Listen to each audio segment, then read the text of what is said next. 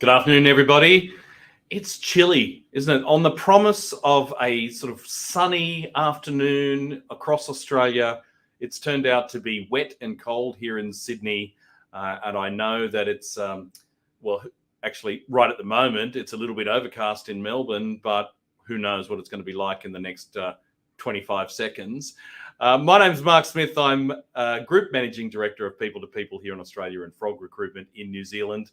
Welcome to P2P Live, where we update you on the jobs and employment market throughout Australia and New Zealand. It's been a busy week. Everyone knows we've got the election coming up tomorrow, and there's been a lot of media about some of the numbers this week. So we'll go through, we'll have a look at those numbers again, specifically in relation to employment and wage increases. We'll also be, we've got 3 jobs that we need to fill this afternoon. So we'll tell you about those 3 vacancies across Australia, where if you want to start work on Monday, you can apply straight away for those particular vacancies. We also have our regular Twitter poll, and we will be chatting to Chelsea in our Melbourne team, where she'll be giving you some advice on how to actually work with the recruiter. Now, we can see your comments on YouTube, LinkedIn, and Facebook Live. So if you've got any questions, then please jump on there. And I can see that Patris, you're interested. Fantastic. Welcome to P2P Live. If you've got any questions at all during the broadcast, then please let us know and we'll jump to them. But let's jump into our first section, which is the numbers.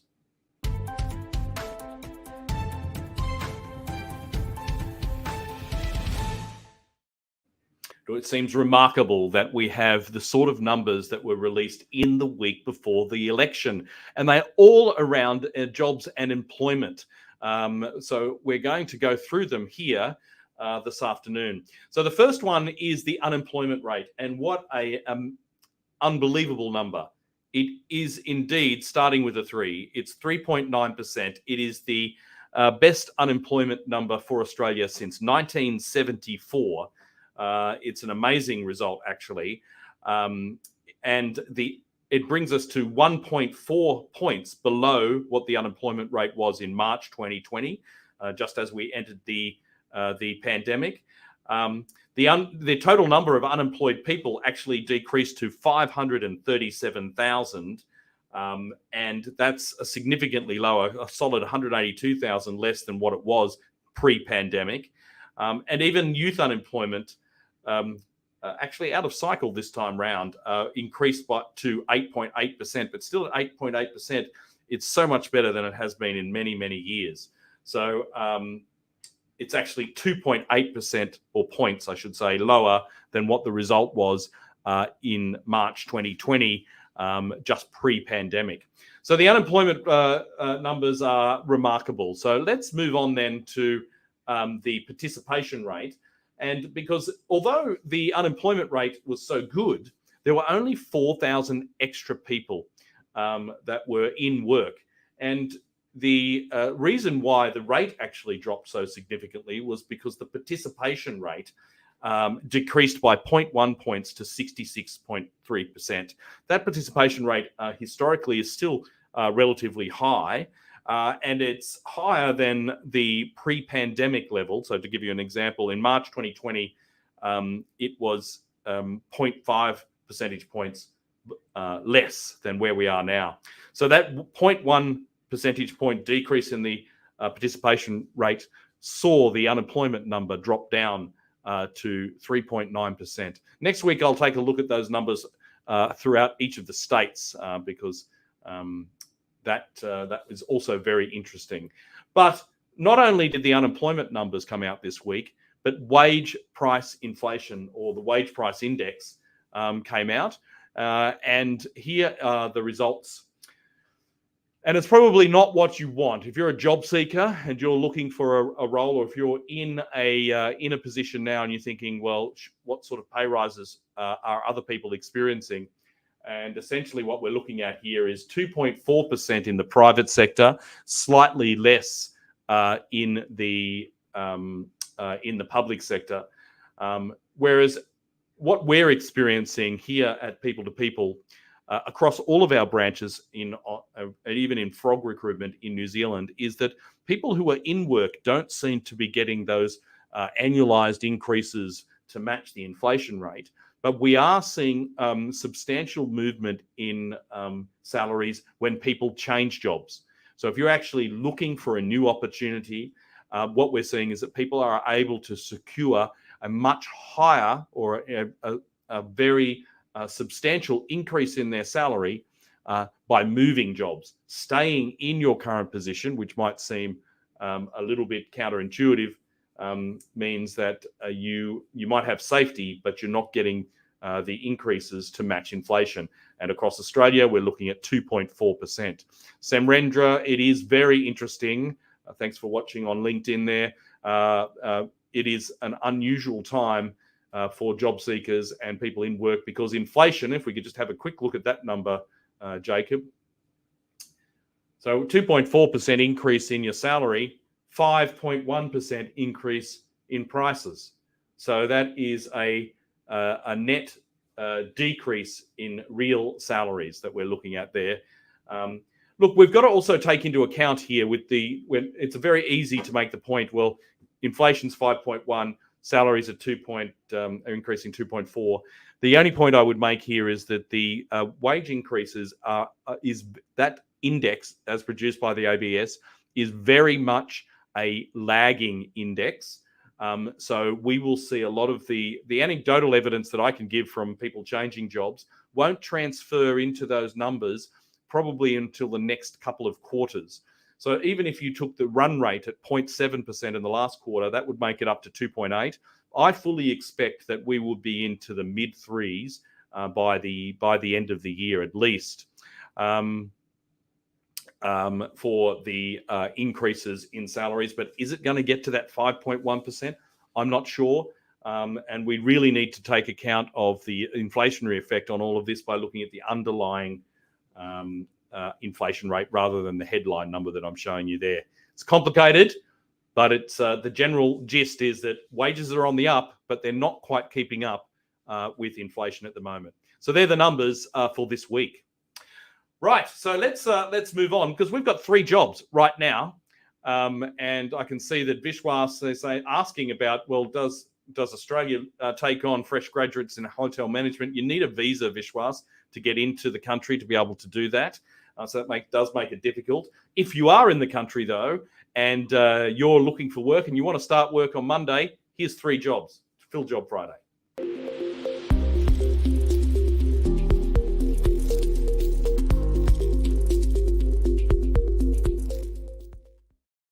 So if you're sitting at home, you're under the blanket going, God, it's cold. I really should get out there and get working again. Here's 3 jobs. Here's the first one. It's a human resources advisor in Fairfield in Victoria, paying $37 an hour. It's an industry-leading mental health and disability provider. It's a 3-month commitment for this one. You really need to have human resources and ideally recruitment experience previously. You need to get in touch with Will in our Melbourne office on 03 9098 7434. You can apply online. In the comments, you will see that each of these vacancies are being listed there. So you can hit apply, and you could be starting work on Monday. Here's the next job. It's a sales admin support role here in Sydney. The competitive rates, look, we're willing to negotiate right now if you are available immediately and you can commit to a 3-month assignment. So the core responsibilities for this one is admin support for the sales team, and you need to have used Salesforce to get this to get access to this position. Maddie Lang in our Sydney team is the person you need to speak to. Email address is on the screen there, maddie@people2people.com.au, or apply to the roles in the comments. So here's the last one. This is a forklift operator in Adelaide, South Australia, $28 to $30 an hour, national manufacturing and distribution company. It's a full-time position with an immediate start, but you've got to have that forklift license and prior experience working in a warehouse. You can start Monday if you've got that license, you're in Adelaide, and you're happy to work for a national manufacturing company in Regency Park. Call Ellis in Adelaide, 08 8317 4800. So that's it.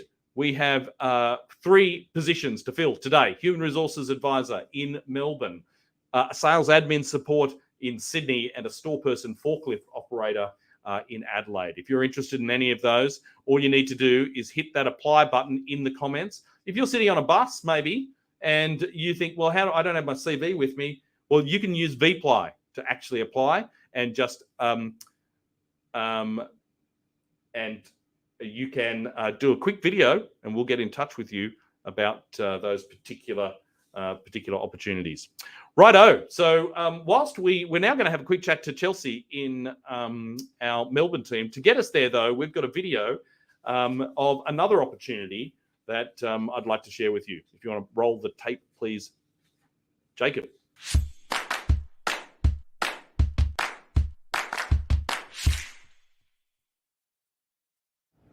Hi, my name is Patricia Melendez from the People to People Accounting and Finance Recruitment Team. I'm currently recruiting an assistant accountant role based in North Sydney at a multinational ASX-listed business that has seen significant growth through acquisition over the last year. Supporting the financial accountant, you'll be responsible for processing accounts payable and receivable in accordance with internal policies. You'll also be responsible for ad hoc admin tasks and for the month-end balance sheet reconciliations. Organized and with superb attention to detail and time management skills, you have excellent communication skills and are motivated and driven to succeed. You are a team player, collaborating with all levels in the business and with the ability to work under pressure when required. You have intermediate Excel skills and some experience with accounting systems. Your degree is complete or partly completed. This is a fantastic opportunity to thrive in a business offering genuine long-term career development, growth opportunities, and study assistance. This thriving business also boasts hybrid work arrangements and annual performance-based bonus. Get in touch if this sounds like the right opportunity for you. Thanks for watching.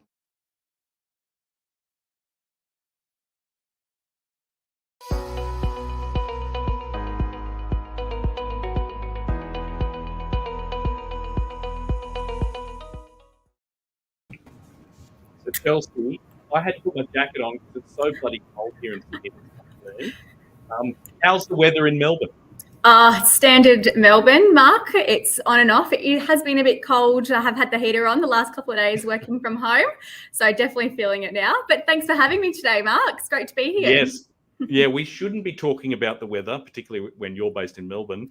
But we want to talk about some tips in engaging a recruitment consultant if you're a job seeker or you're looking to hire somebody.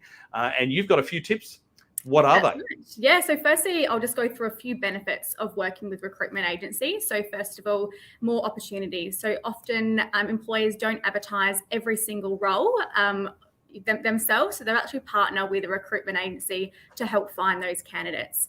And another one is that recruiters can bridge the gap between job seekers and organisations, and it also saves you time. Instead of you just applying for all the roles yourself, we can jump in there and help on your behalf. So that does increase your visibility as well, and we can actually provide expert advice about the current market, the roles, and just tips and tricks to help you through your job applications as well as interviews as well. So that being said, here are some tips to foster a great working relationship with recruiters and to help land your next job. So the first one, it might be a simple one, but just to keep your resume up to date. So this allows recruiters to correctly represent you to companies and to see what positions you might be suitable for that you might not have already thought about previously.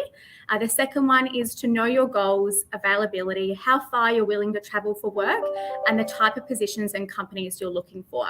The next one is to be honest. So share your motivations and anything that you wouldn't consider for work. So this just helps us really be able to support you and know what's important to you in a position. And then it also prevents us from calling you about roles that might not be of interest. The next one is to follow through with any commitments. So if you have a scheduled appointment or call when you say you were going to call, so just say if you are unable to meet the recruiter at that time, just let us know and then they can reschedule just to let them know. And the fifth one is, of course, effective communication. So update the consultant about your availability, or if you're going on holidays, or if you have secured another position, or if your job search has changed.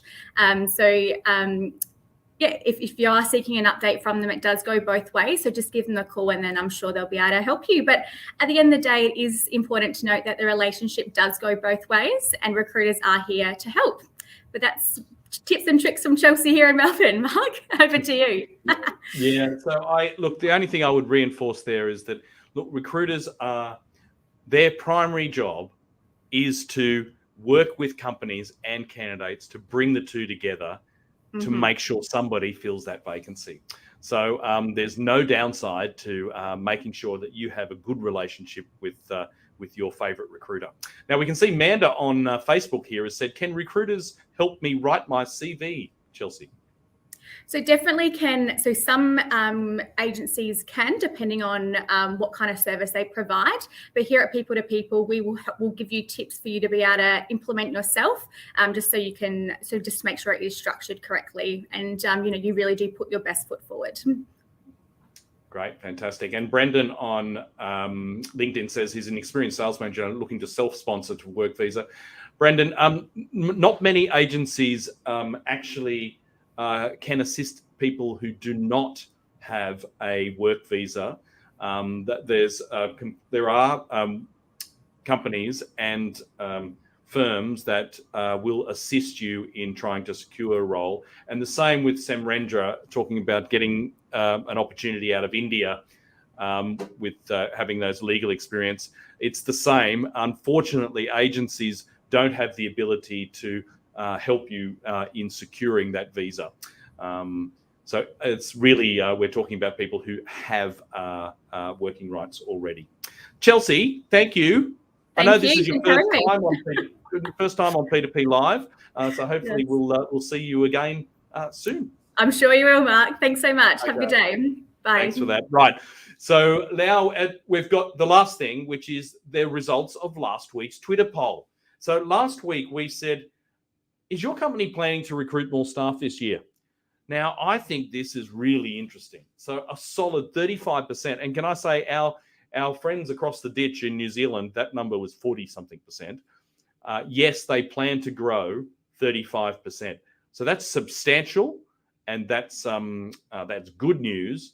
But I also think that only for replacements and reducing numbers, because it starts with a 3, really says to me that we're starting to see an easing in the marketplace right now.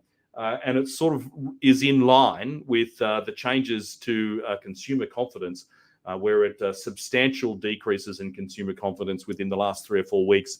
And stay tuned on P2P Live. I'll bring that, because there is a direct relationship between candidates looking for new opportunities and consumer confidence. So I'll bring that to you over the next couple of weeks.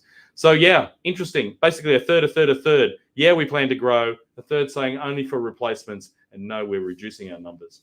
So what about this week? We thought, given the wage price numbers, or wage price index numbers, and inflation coming through, we thought we'd ask this. How would you describe your current salary? Are you satisfied with it? Somewhat? No, it doesn't reflect the workload, or it doesn't match the market. How do you feel about the salary that you're earning right now? You can vote on this on Twitter and on LinkedIn. There's a link in the comments there, and we'll give you the results to that survey next week. So that's it, everybody. Thank you very much for joining us again on P2P Live, 12:30 here in Sydney at Australian Eastern Standard Time. We'll do it all again next week, and we'll see you then.